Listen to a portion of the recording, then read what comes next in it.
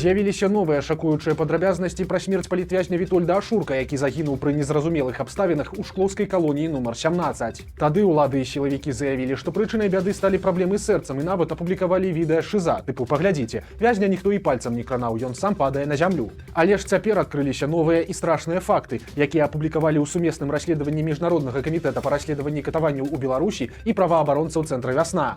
Іншыя вязні калоніі расказалі расследавальнікам, што ціск на Ашурка пачаўся адразу пасля яго прыбыцця ў калонію. Былі чуткі, што яго нават хацелі адмыслова перавесці ў атрад, дзе адбываюць пакаранне вязні з так званым нізкім статусам. І зняволеныя мяркуюць, што калі інфармацыя дайшла да Вітольда, які быў у ШІЗА, то ён адмовіўся выходзіць з ізалятара, за што падвяргаўся збіццю.